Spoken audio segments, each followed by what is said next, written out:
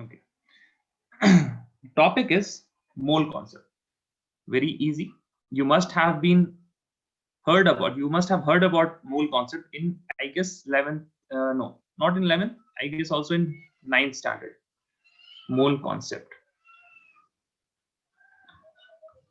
To relate to mole concept, you don't have to worry so much. You just have to tell me, answer me this. What is a dozen?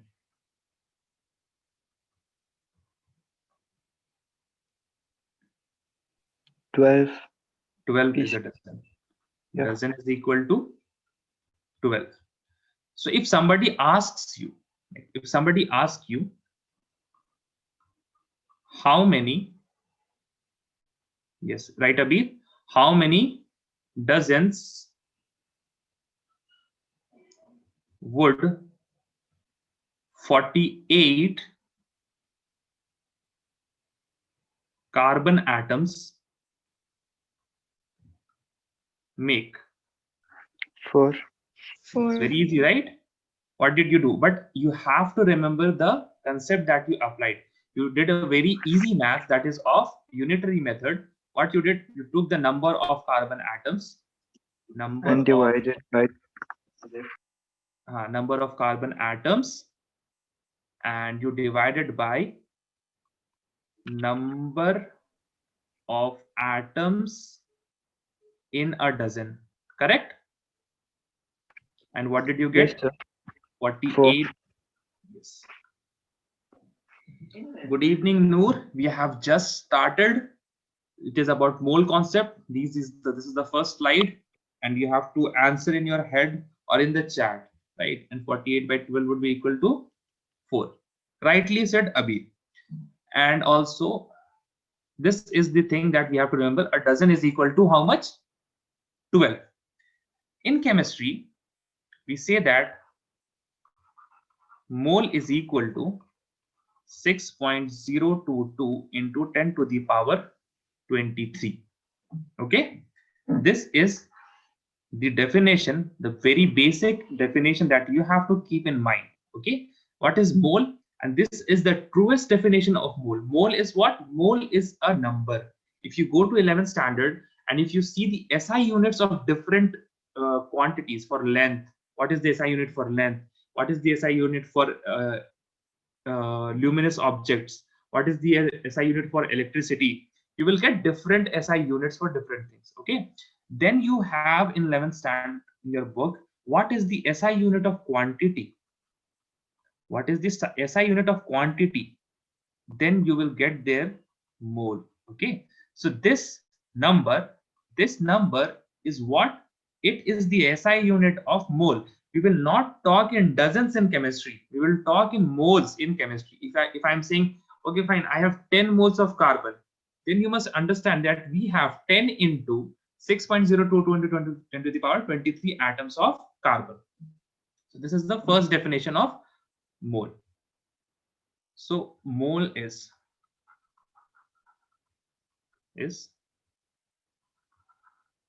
the quantity 6.022 into 10 to the power 23. This is the quantity. This is the definition.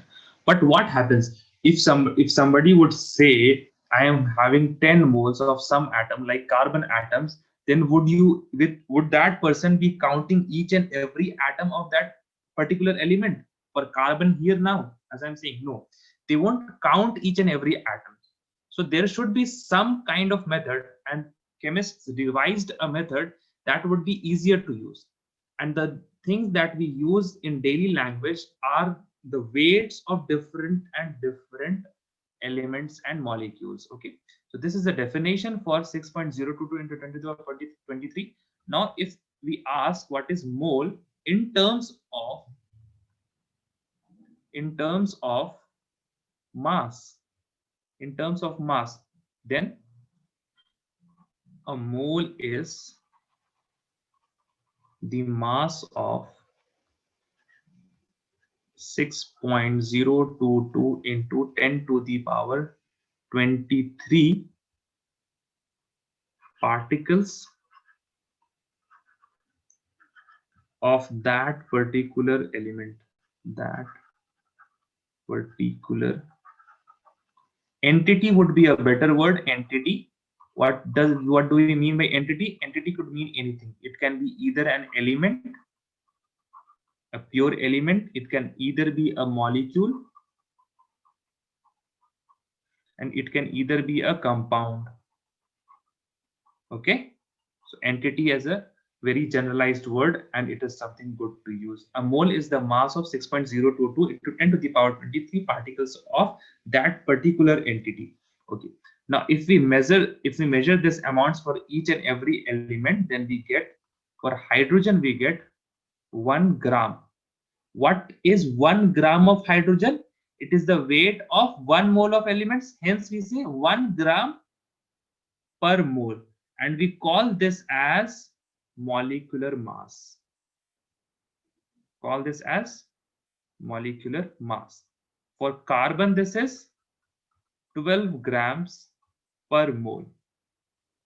That means that 12 gram is the weight of 1 mole of carbon atoms, and we call this as molecular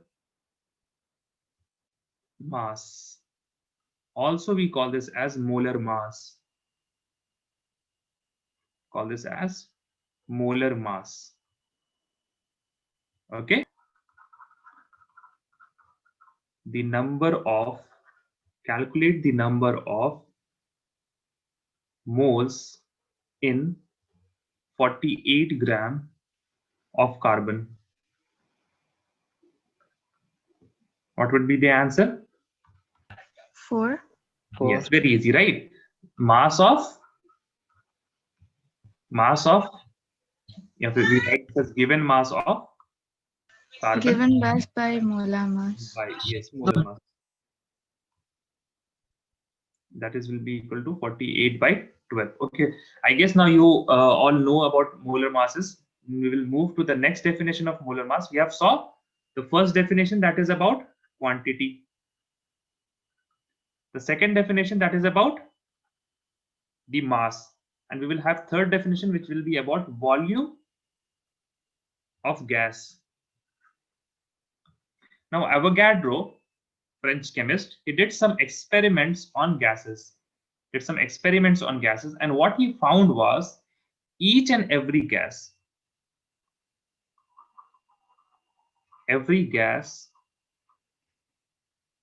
takes up to 22.4 liter of volume if we have 1 mole of it. If we have 1 mole of any gas, it will take 22.4 liters. Okay, the next statement that he gave was equal amounts. Okay, equal amounts. What do we mean by amount? It means equal moles of gases. That means different gases have equal volume. These are the two statements that he came up with.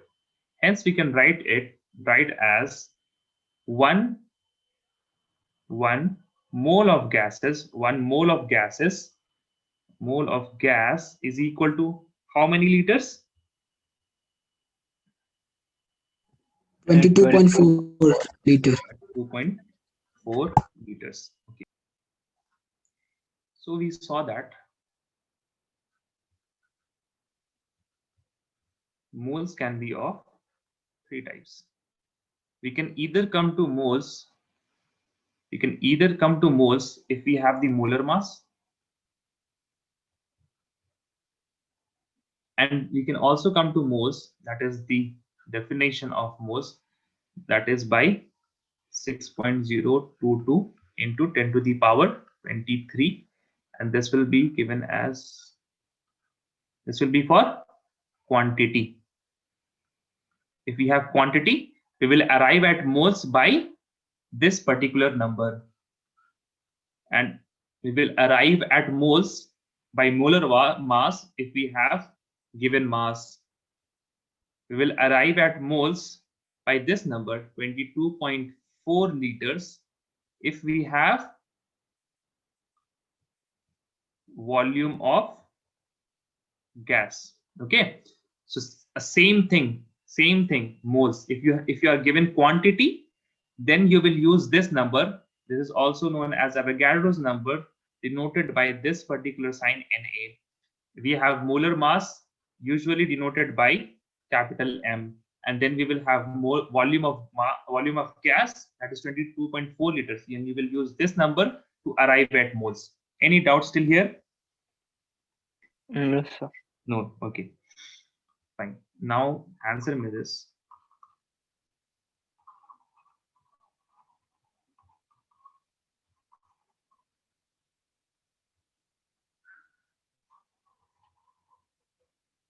Calculate the following for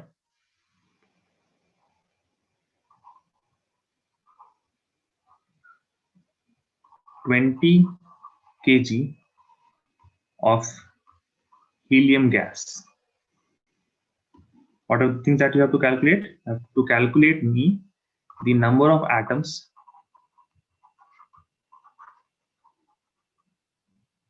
of He gas, this helium gas,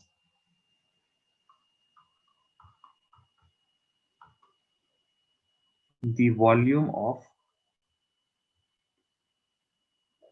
helium gas. Okay, and what we have been given? We have been given this mass, 20 kg of helium gas. The things that we have been given is just this amount, that is 20 kg of helium. Then we will write M is equal to, molar mass is equal to how much? How much is the molar mass? 20 kg. That is 4 gram. Sorry. Yes, not 4 kg, 4 gram per mole.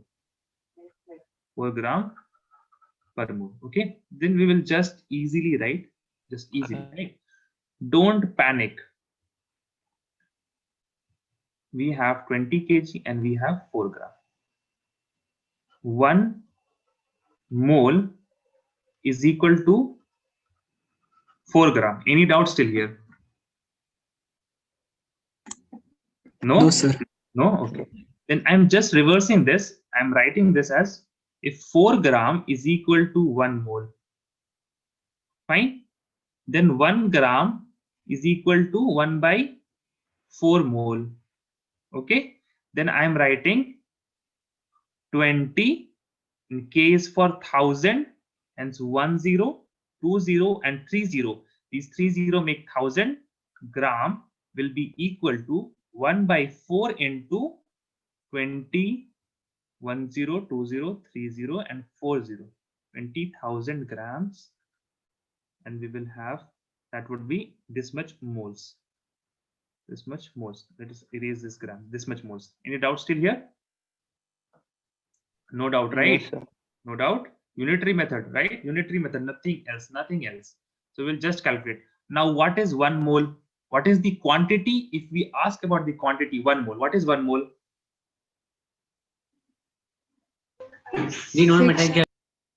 Yes, 1 mole is 6.02. 6.0. Yes, right. So just substitute that there. First, let us erase this and simplify this. This will be equal to 5, 0, 0, 0, 0, 0, 0, and we will be getting 20 kg is equal to 5,000 moles. Okay, I'm using this next slide. We had till here 20 kg is equal to how much? 500 moles. And 1 mole is equal to 5000 into 6.022 into 10 to the power 23. And you don't have to see. One other rule, just keep this in your mind. In chemistry, we don't want to deal so much with numbers. Okay, repeat this in your head. We don't want to deal with so much of numbers. Hence, what we do, we make some assumptions, we approximate, and we deal with everything in chemistry very qualitative way. Qualitative means we what we do, we compare things and then tell the answers. Okay, and in physics and mathematics things are very qualitative, quantitative, in which we have to know the particular numbers. Okay, so what I will do here, I will ignore the 0.022 and I will just multiply 6 into 5. What is 6 into 5? 30. The rest of 3 zeros into 10 to the power 23. Now what I will do, see, we have how many 0? 1, 2, 3, 4. I will write 3.0 into 10 to the power 4 into 10 to the power 23. That will be equal to 3 into 10 to the power 23 plus 4. 23 plus 4. This will be equal to 10 into 3 into 10 to the power 27 atoms. Correct? Now we will keep this slide just like this here. We'll go to the previous slide and see what they have asked the next thing. The next thing that they have asked is the volume of helium gas. So if we have volume, we should remember this number, 22.4 liters. So now I will say that 1 mole of helium gas is equal to 22.4 liters. It is equal to 22.4 liters. And how many moles of helium gas do we have now? 5,000. 5,000 moles. See, very simple, right? 5,000 mole of helium gas is equal to, what would be this? 5,000 into 22.4 liters, and this will be equal to, what we will have is 1, 1, 2, and then 3 zeros liters. Okay, quantum numbers.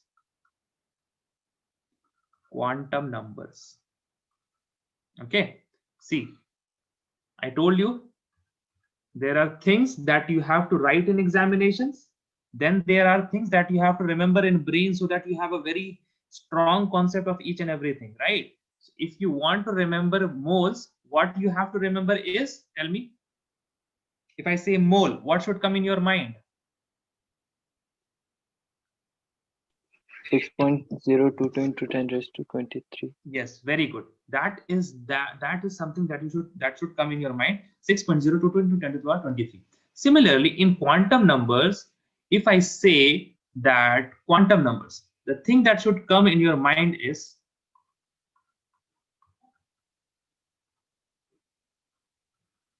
address of electron. If I say quantum number, what you will remember in your head and what phrase of words that should come in your mind is the address of electron. Okay, and address of electron, we will define this in a very formal way. And what if CBSE asks you what is quantum number, then how will you answer? This is the crux. This is the crux, or we call this essence.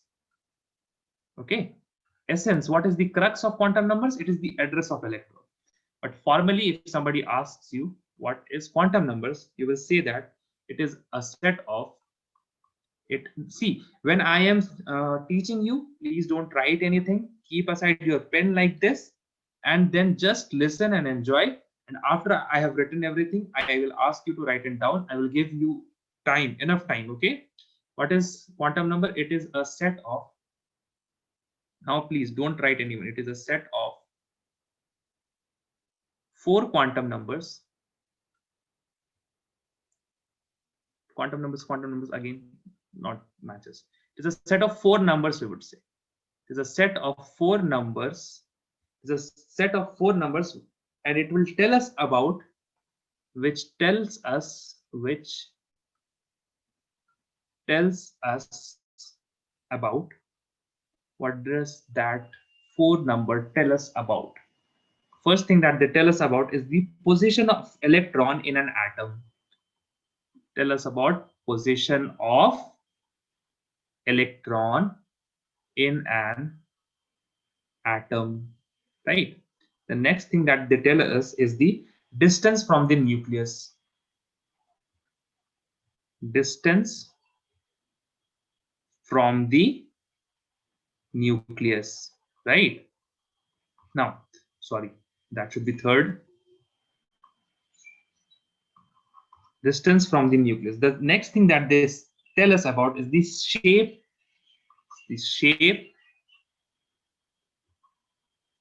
size, and energy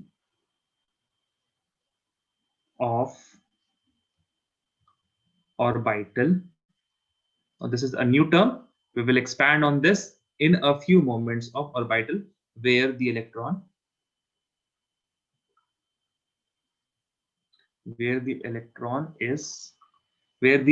is likely to be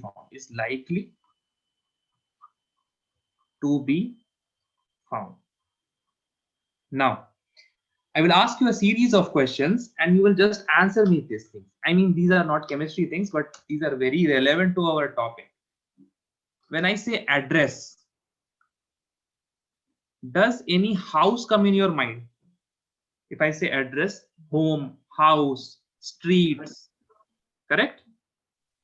Yes, sir.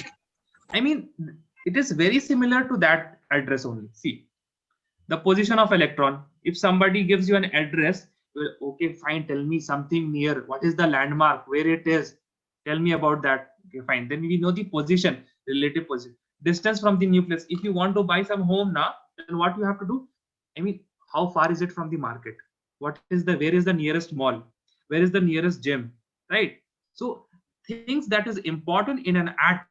What is that thing that is important in an atom is the nucleus, right? It has the number of protons, and that number of protons determine the atomic number, and this nucleus a point of importance. And what is point of importance in our life? Markets, malls, gyms, the school, the hospital. These are the markers of importance, the points of importance, and we measure the homes by distance from that particular point of importance. Correct? Very similar. Very similar. Yes, sir. Okay, the next thing that we have is the shape, size, and energy of orbital. I mean, electron is residing somewhere, and if you want to ask, okay, fine, if your house is there, then what is the color of that house? How big is it? Right. So these are the things that also what will tell us about shape, size, and energy. That quantum numbers only. Fine. So we have now found that. I mean, this crux, that is the address of electron, is not only just to remember, it is also very logical, correct? To remember something about the electrons, right? Now, what are those four numbers? The four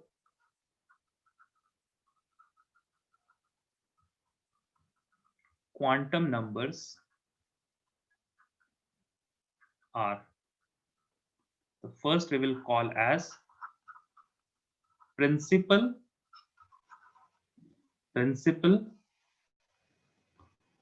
quantum number. Principal quantum number. It is denoted by this small letter n. Sometime I will refer that principal quantum number as PQN. Okay. The next is azimuthal quantum number. Azimuthal quantum number. This is denoted by L, and I will sometimes refer this as AQN. The third quantum number is magnetic quantum number. It is magnetic quantum number. We denote this as M, also as M and L. What is this L? See, if you have X, now come here, and I hope you all are not writing now. Okay, this is X. If I write 1 here, then this becomes, what do we call this? Superscript, right?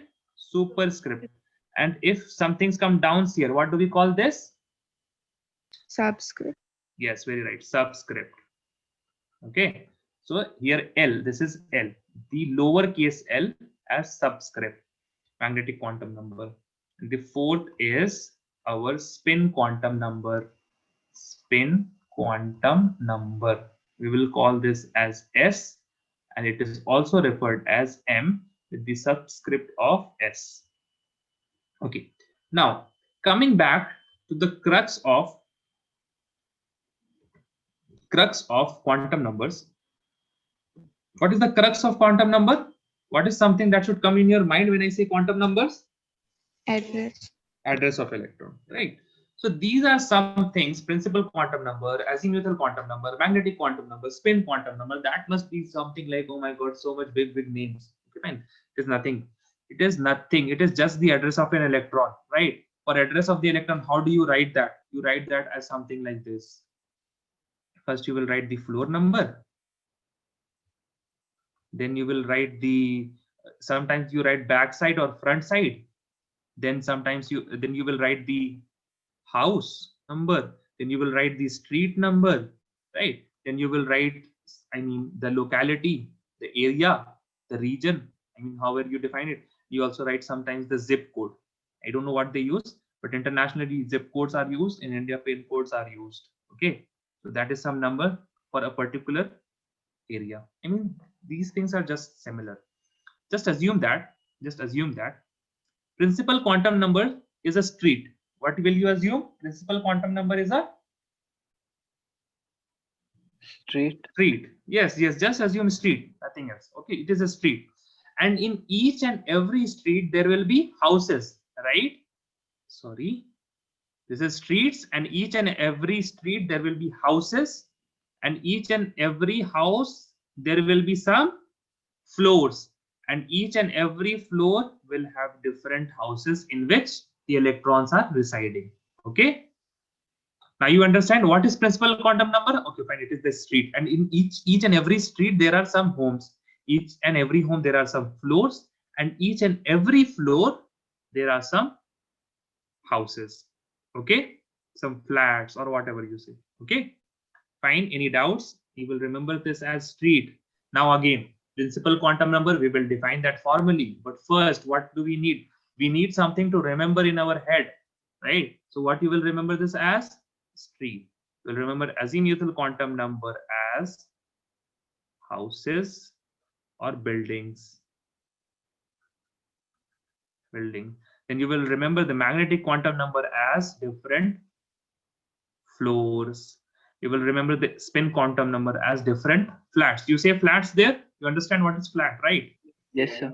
Okay, great, fine. See, and also the number of houses in a street depends on how big is the street, correct? Yes, sir. The number of floors depends on how big is the house. The number of flats depends on how large is the floors, correct? Yes, sir. Okay, fine. Now this is something that you have to keep in your head. Don't write this in your CBSE examination. Okay, this is something you have to keep in your head, and then we will move on. Then we will understand each and every quantum numbers. Okay. No. Now we will see in what kind of streets the electron live, in what kind of houses they have, what is the floor there, right? So the houses, the electron call their houses shell. What they call? Shell. And Yeah. you are familiar with shell from your 9th standard, correct? K, L, M, N. These are the shell, right?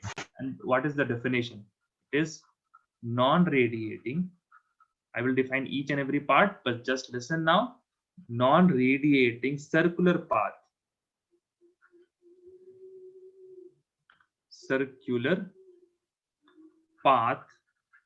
Non-radiating circular path around the nucleus.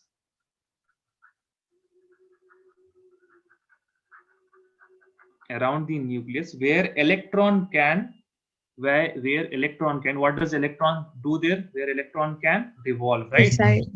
Yes, revolves. It revolves there for now.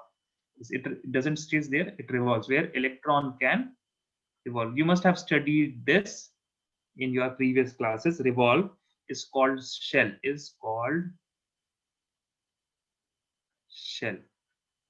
Okay, and it is denoted by. Yeah, great. K, L, M, N. Now, a bit of upliftment, right? A bit of upliftment, also denoted by 1, 2, 3, 4, and so on. I mean, the K shell that we have studied earlier correspond to the first shell, L shell corresponds to the second, M shell corresponds to the third, N shell corresponds to the fourth, and so on and so forth. Okay, I mean, see, path. Okay, now tell me, what is something as path in our day-to-day language? Road. Road. Road, street also, right? Yes. Yes, sir. See, so if you come across shell, just remember, okay, find the principal quantum number, okay, fine, then the street, okay, street, that is path. Then you remember non-radiating circular path around the nucleus. Now, what does this mean? What does this non-radiating mean? What does this mean? Okay. Let us understand this. We have this a nucleus, positively charged nucleus, and then we will make a circular path around it. We made a circular path around it, and the electron will revolve here. Electron will revolve here. Okay, electron is revolving. But if a charged particle is moving, if something is moving, it is losing energy, right? Like if you hold a pen and just drop it. So what does it lose? It loses potential energy. It had some potential energy if it was from if it was in a height from the ground, and if you drop it, it lost its potential energy. And if something is moving, it is losing its kinetic energy. I mean, it will stop as soon as its kinetic energy stops. That is why you have to give accelerator and you have to pump in oils in your bikes and cars, correct? So if electron is moving, it should fall down. I mean, it should collapse in the nucleus slowly and slowly and slowly it should collapse, but it doesn't collapse. And why does it that doesn't collapse? Electron doesn't collapse.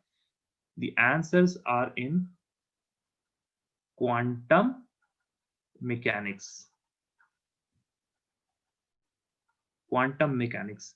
Now, in 11th standard, you are learning about kinematics in physics, correct? Kinematics. Yes, sir. You also learned about Newton's laws of motion. You will learn about free body diagrams, FBDs, correct? I mean, these all things, these are called classical mechanics. These are called classical mechanics. Okay. What do classical mechanics deal with? What do they deal with?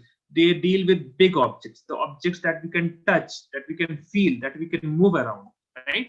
But electrons, we cannot see electrons, we cannot touch electrons, and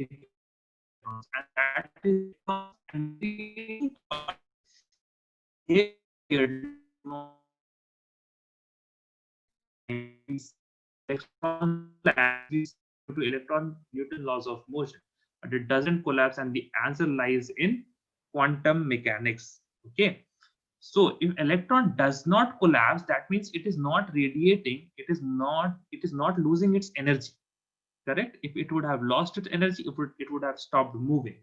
It doesn't lose its energy, hence the word non radiating. What does it not radiates? The hidden meaning is doesn't radiate energy or loses energy. Simple definition with a hidden meaning. Okay, this is about shell, and in each shell we will have different subshells. Okay, let me just do a differentiation here. I mean, I've differentiated these two things, and let me also select these items, and we will these items, and we will move this up. That will give us some space. Okay, now let me select these two and move them with energy, correct? Now we will move to in streets. What is there? There are different shell, there are different subshells, and in our day-to-day lives, we will say that in every street there are different houses.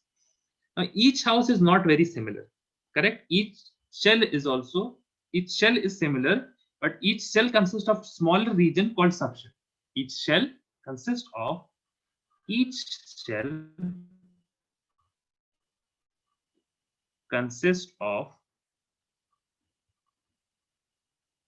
different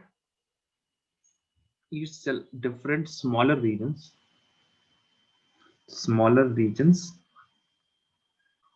called subshell. What are those subshell? We will name them. We will name them and we will tell their shape. They are different in their shape. Okay. The name is S, P, D, S.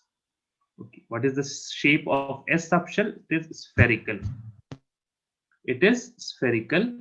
This is the shape of P subshell. It is dumbbell shape. Dumbbell. The D is for double dumbbell. Double dumbbell.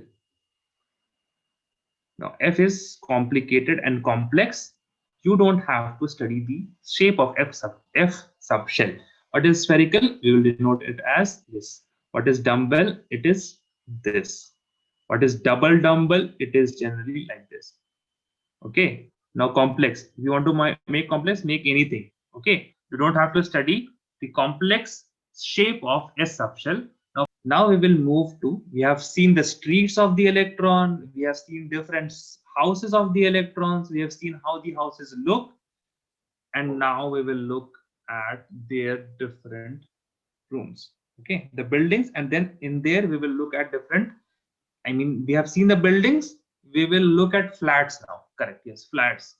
Flats are something that we want to look. It is known as orbital. Orbital. Okay. What is the definition of orbital? The definition of orbital is very similar to, the position of people in the corona period. What is the definition? Where will you find everyone during corona period? If you want to, where? Their orbitals. No, you will find each and every person in their homes, and you will Yeah. find the electrons in the orbitals. What is orbital? Space around the nucleus. It is space around nucleus. It is space around nucleus where the probability of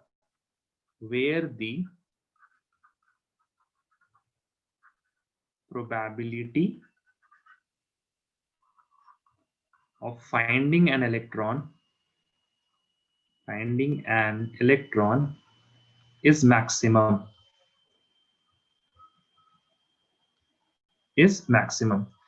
The probability of finding any person during the corona period is maximum at their homes, and the probability of finding an electron is maximum in their orbitals.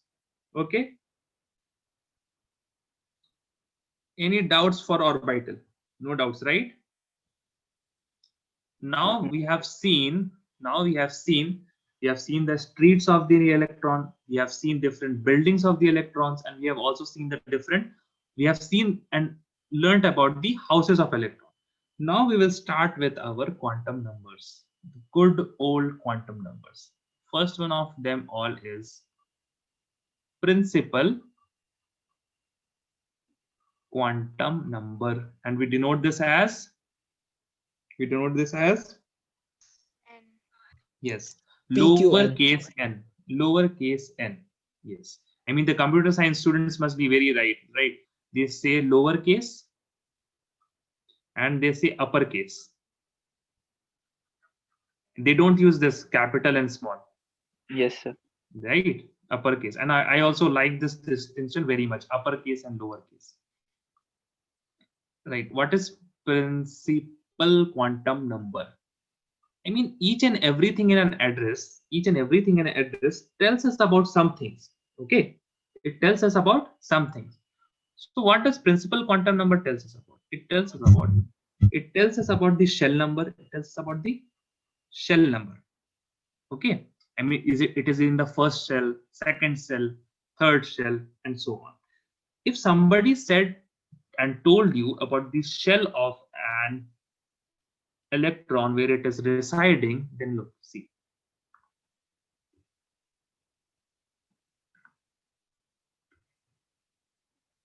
Okay, this just ignore the shapes, but now what is this shell? K, L, M or N? K. A. What is this shell? L. L. Now if I say, and this is known as first shell and this is known as second shell from 11th standard, if I say something as the electron, I mean the electron is in L shell, it's shell, second shell. Now tell me the size of the atom. Okay, now this is case A, it is in case A, electron in L, that is 2. Now there is case B, electron in K, that is number 1. Now tell me, atom A will be bigger or atom B will be bigger? A. Atom A. Atom A will be bigger. See, so the next thing that it tells us about is the size of atom. Right? If you know the principal quantum number of electron, and also very important, we don't bother about each and every electron. Whenever I say electron, the thing that it should come in your mind is valence shell electrons.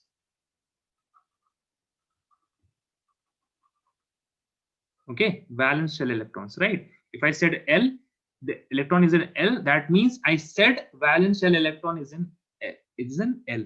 Now if it says about the size of atom, and you must also know this formula. The formula, if you want to find the radius of any atom, it is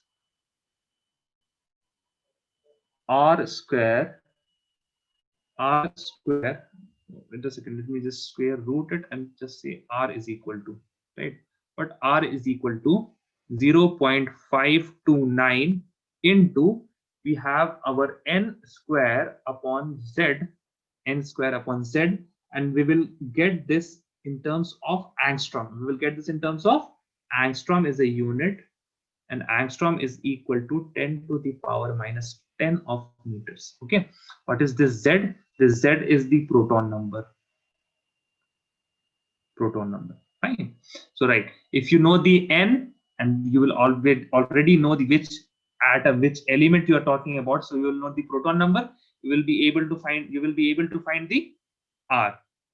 Correct. And what is this N? N will be of the valence shell. Okay, valence shell. Now the third thing that you will know about is the energy of electron. Now this will be dealt in a while, to be continued type of thing. Okay, to be continued. And how do we write this principal quantum number? We write this principal quantum number as N, and the values of N is something like 1, 2, 3, 4, and so on. I mean, these are whole numbers. Okay, any doubts still here? Principal quantum number, everything clear? What does it tell us about? It tells us about the shell number, it tells us about the size of atom, and it also tells us about the energy of atom, and the values for N is 1, 2, 3, and 4, and so on. Okay, now we'll move on to next slide. We will learn about the azimuthal quantum number. The next quantum number on our list, on our inventory, is the azimuthal. This is Z, azimuthal quantum number. We denote azimuthal quantum number by this letter, the lowercase l. Now it tells us about the subshell.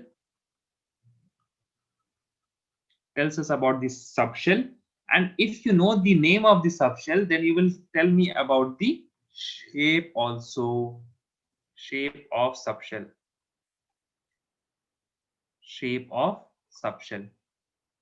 Now the next thing is the values.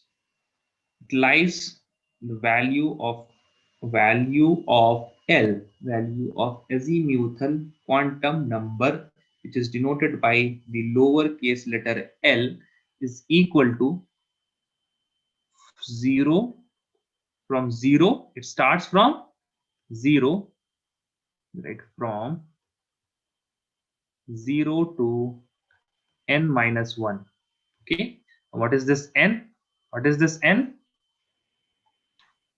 Principal quantum number. Yes, very right. This n is the value of principal quantum number. This is the value of principal quantum number.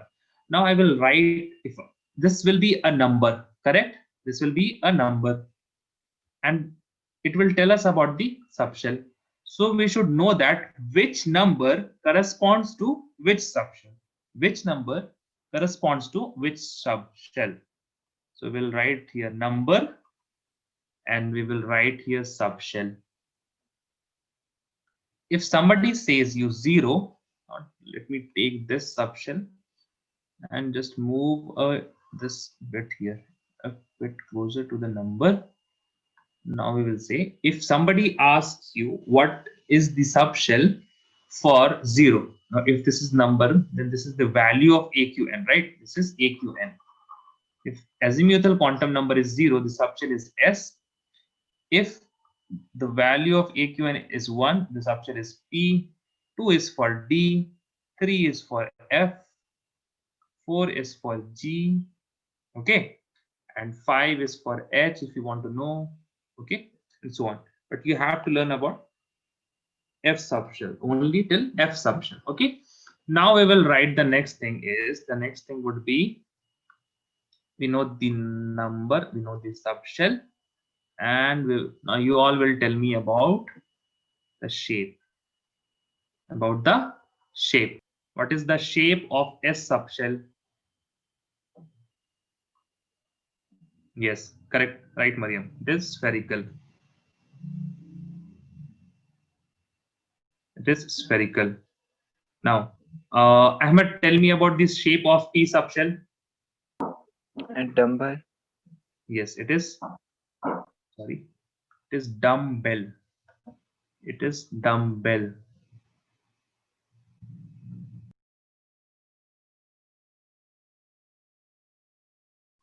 Now tell me about the shape of D subshell. Yes, very right. Correct, Abir. It is double dumbbell. Double. Wait a second. I will write DB in short. No, I should not write DB. Yes, it is dumbbell. DUMBELL, and the shape for F subshell is complex. Now, what you have to remember, don't need to write these. You have to remember till 3. Now, Ahmed, please unmute yourself and tell me if I say 0, you will say which subshell?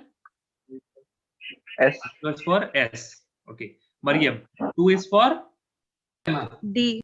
D subshell. 0 is for S. and 3 is for F. 3 is for F. Okay.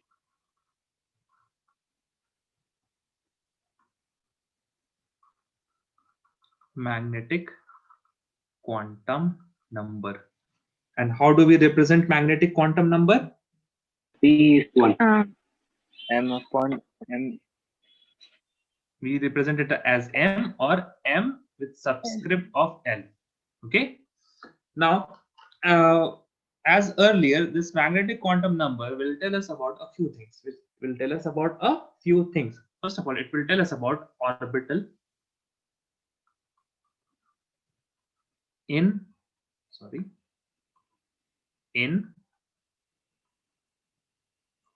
a particular subshell. Now, as soon as I said orbital in a particular subshell, then what you will say? Which subshell? Okay. Now we want to know which subshell are we talking about. Then only we can find out the number of orbitals in that particular subshell. The next thing it will tell us about is the orientation of orbital.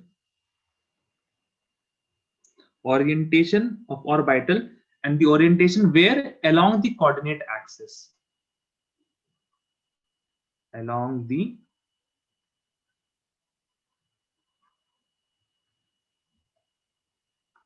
coordinate axes. Okay. You all must be knowing axis is for singular, axes is for plural. Correct? Orientation of orbital along the coordinate axis. Now, the last thing that we always want to know is the value of m is equal to, values of m is equal to, we want to know the subshell. If you want to know the subshell, then which quantum number tells us about the subshell? Tell me. Which quantum numbers tell us about the subshell? azimuthal Yes, quantum number. azimuthal quantum number, and we denote the azimuthal quantum number by the letter lowercase l. So value of m is, it lies from minus l to plus l, and you can write including 0. Including 0. Okay, this is something about magnetic quantum number that you have to remember. Now I will write here. Now let me just make a line here and let us tell her. Now tell me, if I write AQNs here, the azimuthal quantum number, which is denoted by the letter lowercase l here, and you will tell me values of m. Okay, so let us start. If I say 0, what will be the value of m? 0. Yes, very right, only 0. And now Mariam would tell me, if the azimuthal quantum number is 1, what will be the values of m? -1, 0, 1. 1, 0 and plus 1. Okay, plus 1. Now Abir, tell me, if the azimuthal quantum number is 2, what will be the value of m? -2, -1, 0, +1, +2. Plus 2. Okay. Now if it is 3, it will be equal to minus, sorry, it will be equal to -3, -2, -3, -2, -1, 0, +1, +2, +3. Now the next thing that you will tell me, is the number of values of m. Okay, what you will tell me? Listen carefully. Number of values of m. Okay, now tell me, if the AQN is 0, the value of m is 0. So the number of values of m is equal to 1. 1, right. Now this will be equal to 3. Now this will be 3, equal to 7. 5, 5. Now this will be equal to 7. 7. Correct. So the number of values of m is also the number of orbitals in that particular subshell. It's equal to number of orbital in that subshell. Okay, so if we have 0 and 0 corresponds to S subshell, there are only one orbital. For P subshell, we have the azimuthal quantum number 1. It has 3 subshells. For the azimuthal quantum number 2, which corresponds to the subshell D, we have 5 subshells. And for the azimuthal quantum number 3, which corresponds to the F subshell, we have 7 orbitals. Now we will look at each and every subshell, and we will also look at how they orient themselves along the coordinate axis. Okay, the S subshell. Okay, and the S subshell is AQN is equal to how much? 0. Yes, very good. AQN is equal to 0, and the small m is also equal to 0. And these are the information that we should know. S subshell. What is S subshell? First of all, we know that it is spherical in shape. It is spherical in shape. What conclusion can we arrive at if we say it is spherical in shape? Now let me draw a spherical in shape kind of structure. Okay, fine. This kind of sphere, and now we have, now the S subshell is spherical in shape, but where? Spherical in shape, and let me now draw the coordinate axes. What are those coordinate axes? They are They are X, Y, and Z axes. Okay, this is X, this is Y. Mathematics tend to take this as Y. So I agree on mathematics in these terms, X, Y, and Z. And why do they do that? Now, let me tell you.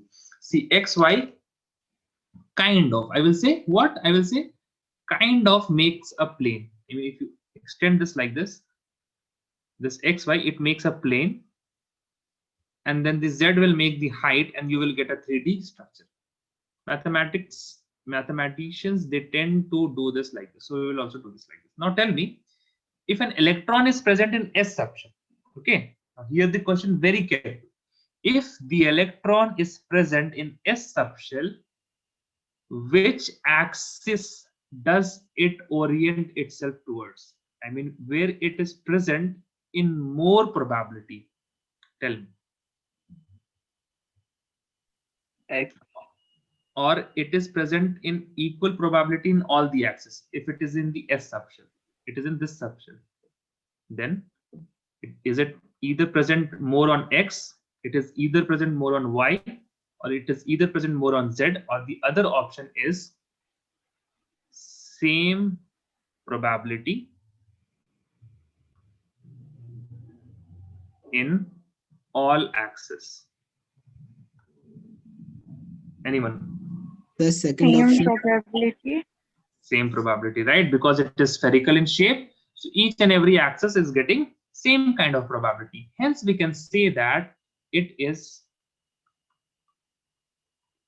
non-directional in nature. Non-directional in nature. Now, where will we use this information? Non-directional in nature. We will use this particular information, non-directional in nature, in the chemical bonding chapter, right? So the S subshell does not need any particular axis for the other atom to come in. Okay, now how we will look at in the P subshell. These are the two information for the S subshell, nothing more. For P subshell, tell me what is the AQN? 1, 1, and the values of M is equal to? 3. No, the values of M are -1, 0, and +1. Okay, these are the values of M. Okay. Now we will look at each and every one. So if we have P subshell here, P subshell, we can divide this in. We have 3 of them. The first is called as Px. The second is called as Py. The third is called as Pz. Okay. Now, as the name suggests, if we write this,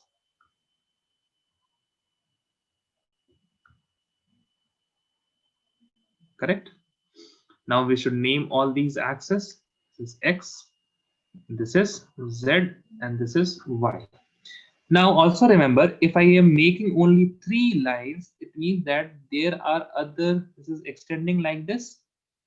This particular x-axis is extending like this, and this particular z-axis also extending like this. Now, if I said px, that means the lobe, and it is dumbbell. The lobes will be present in which axis? X-axis. Now tell me, if I ask now for the px orbital, which axis has the most probability of having an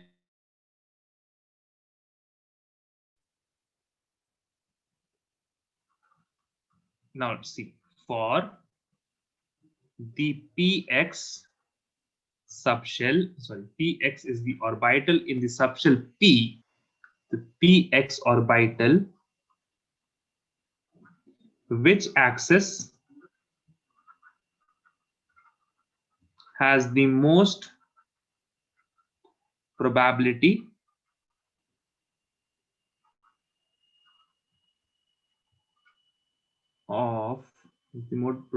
of having electron? Tell me. Any idea or no idea? If you no idea, X-axis. yes, very right. X-axis, right? I mean, see, subshell, correct? Let's look back at subshell. Where did we learn subshell? We learned subshell here after shell. So what is subshell? It is a building, correct? So if it is a building, then we want to know, right? I mean, where is that building? It is in the x-axis. So if it is in the x-axis, the electron will lie in the most probability of finding electron will be in the x-axis. Now let me erase this and we will look at py. It's very similar. I have explained you the x-axis. You will now answer each and everything about the y-axis. For that, first of all, we have to make the axis, their respective axis, which are the x-axis, the y-axis, and the z-axis. For simplicity's sake, now I am contradicting the mathematicians and I am taking this as y-axis, this as z-axis, and this as x-axis. I can take this very effectively because all these axes are mutually perpendicular. They are perpendicular to each other and we call it mutually perpendicular. Now the lobes will be like this. And similarly, we can say that the probability of finding electron in the py orbital is maximum in the y-axis, correct? Now the other thing about the z-axis, similarly for z-axis,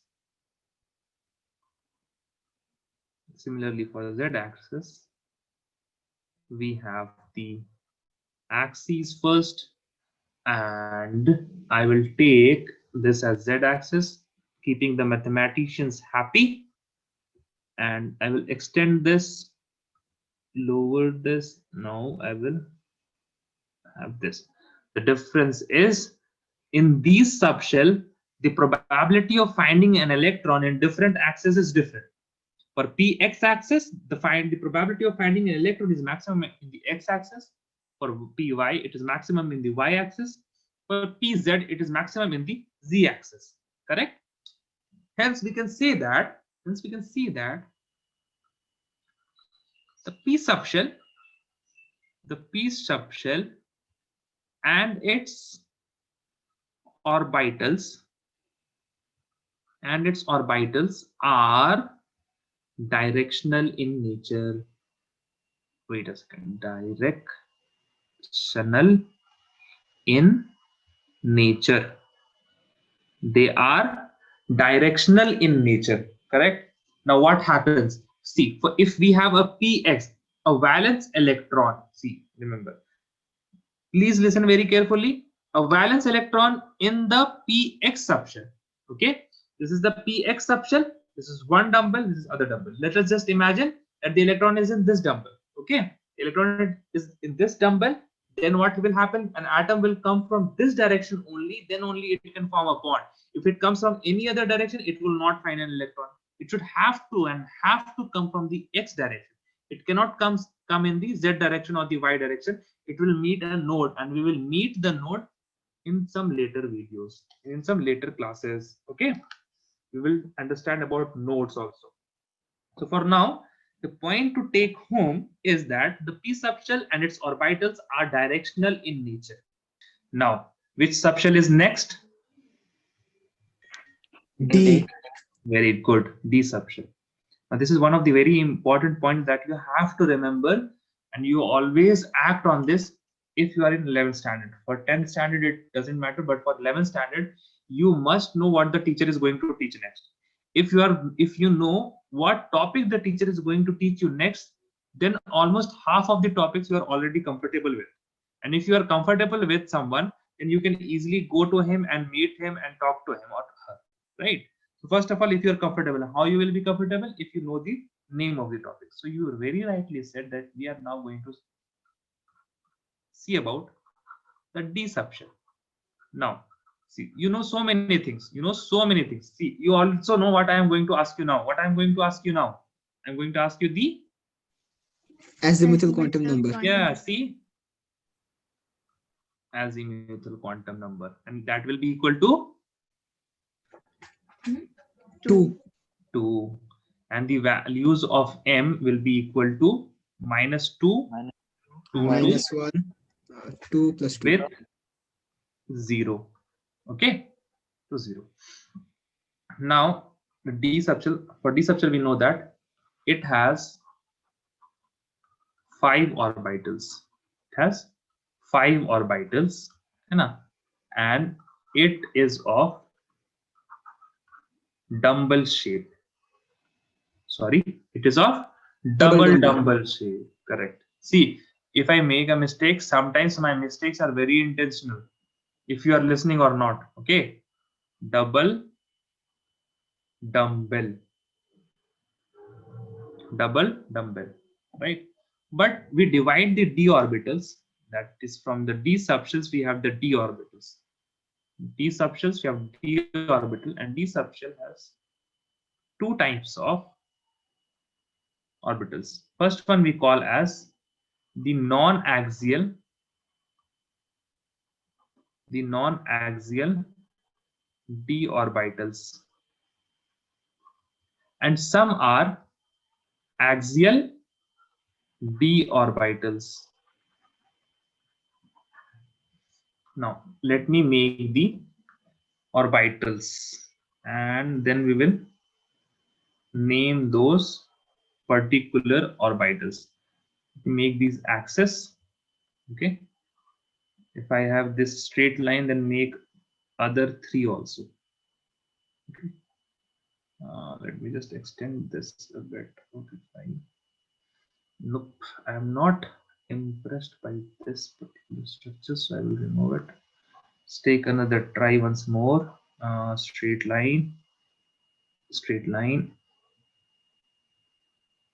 straight line, and straight line. I can select these, I guess. I can select this and extend this. Okay, great. I can select this and extend this. I can select this and move it a bit here. Also, I can extend this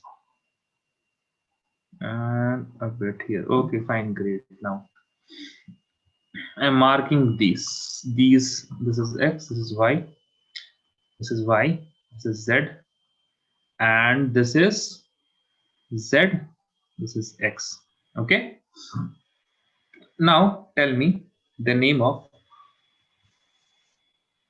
okay, not impressed by the structure that I made. The lobe, the lobes are almost like the petals of flower, correct? This is the Y. Now we will naming all these.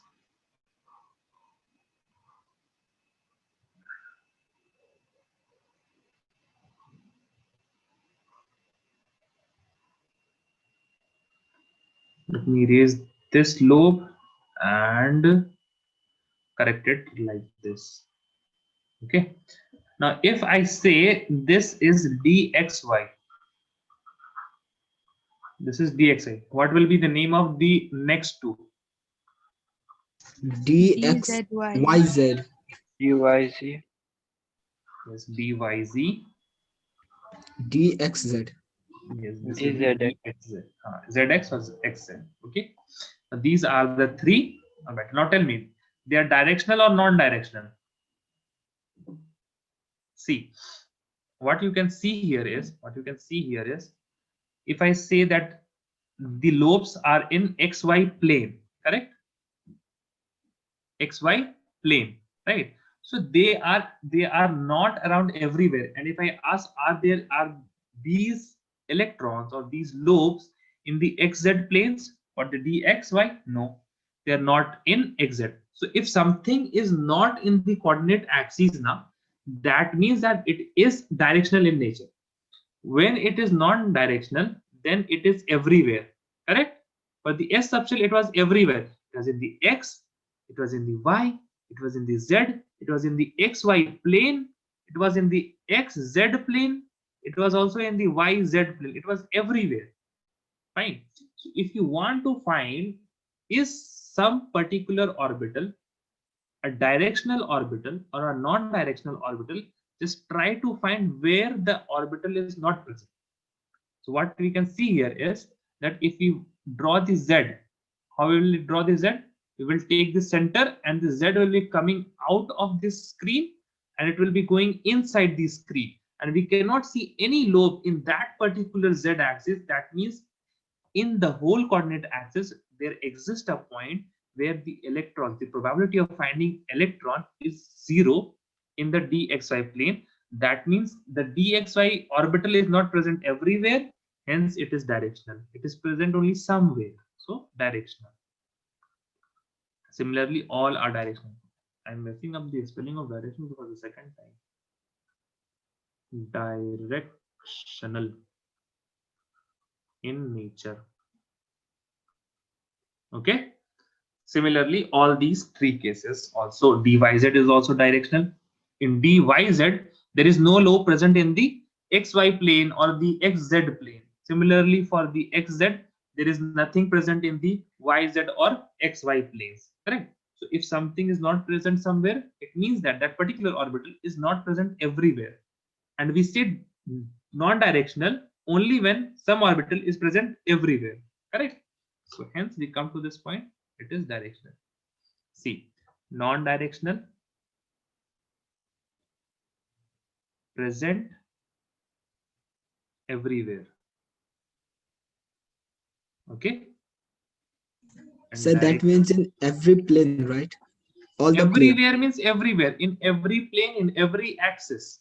In the Okay. x-axis, y-axis, z-axis, in the xy plane, in the yz plane, in the xz plane. That is only S subshell is present everywhere. Okay, it is spherical, right? And the Yes, spherical, sir, when okay. something is spherical, it's present everywhere. Okay.